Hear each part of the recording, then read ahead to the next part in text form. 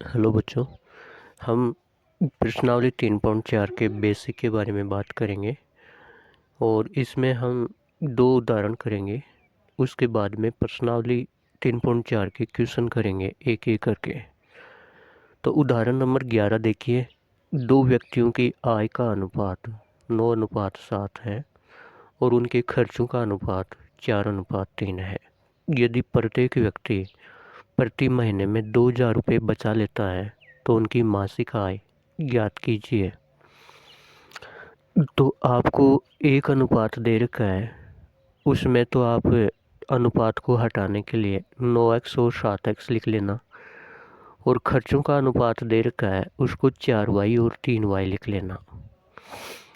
उसके बाद में आप जानते हो कि अगर आप एक महीने के 100 रुपये कमाते हो और उसमें से 50 रुपये खर्चा करते हो तो बताओ आपके पास कितने रुपए बचेंगे।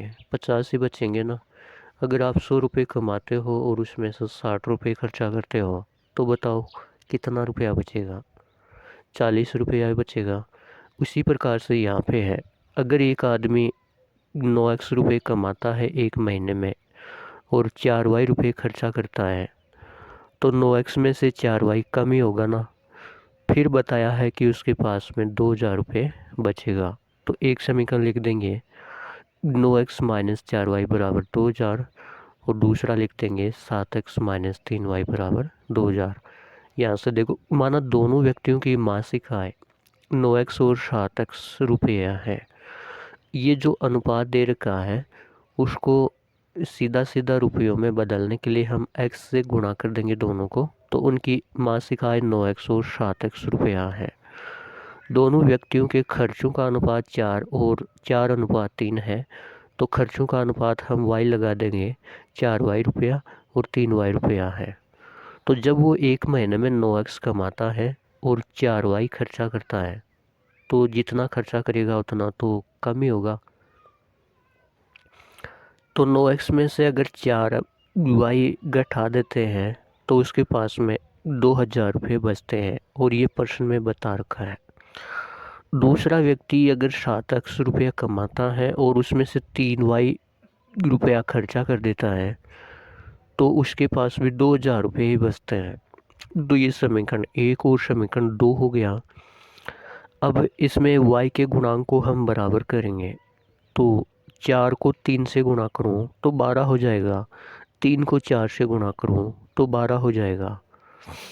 क्योंकि विलोपन विधि से हल करने के लिए एक चर के गुणांक को बराबर करते हैं और फिर उसको काट देते हैं। तो समीकरण एक को पूरे को 3 से गुणा करेंगे, समीकरण 2 को पूरे को 4 से गुणा करेंगे। विलोपन विधि से हल करने के लिए किसी भी एक चर का गुणांक समान बनाना होता है। समीकरण 1 को 3 से तथा समीकरण 2 को 4 से गुणा करने पर ये समीकरण 1 है, उसको पूरे को 3 से गुणा किया। ये समीकरण 2 है, इसको पूरे को 4 से गुणा किया। तो 9 × 27x माइनस 4 × 12y बराबर 2 × 6,000। 7 × 28x माइनस 3 × 12y बराबर 4 दूनी 8,000। समीकरण 3 और 4 को एक साथ लिख लेते हैं। अब बोला कि समीकरण 3 में से समीकरण 4 को घटाने पर, तो घटाओगे तो जो नीचे वाला समीकरण है उसके निशान प्लस का है उसको माइनस कर दो, मतलब चिन्ह चेंज कर दो। ये माइनस का है तो प्लस कर दो और ये प्लस का है तो माइनस कर दो। अब माइनस के 12y और प्लस के 12y कट जाएगा। प्लस का 27x माइनस का 28x, तो माइनस का 1x बचेगा। प्लस का 6,000 माइनस का 8,000, तो माइनस का 2,000 बचेगा। माइनस से माइनस कट जाएगा और x का मान आएगा 2,000 रुपया। x का मान समीकरण 2 में रखने पर, समीकरण 2 है हमारे पास में 7x माइनस 3y बराबर 2,000, तो x के स्थान पे 2,000 रख देंगे, तो 7 × 2,000 माइनस 3y बराबर 2,000। ये माइनस का 3y अपने स्थान पे ऐसा का ऐसा रहेगा बराबर 2,000, और ये 7 दूनी 14,000 इधर प्लस का है तो दूसरी तरफ जाएगा तो माइनस का 14,000 हो जाएगा। तो माइनस का 3y बराबर प्लस का 2000 माइनस का 14000, तो माइनस का 12000 बचेगा। माइनस से माइनस कैंसिल हो जाएगा, 3 का भाग 12000 में देंगे तो 3 चौक 12 y बराबर 4000 आ जाएगा।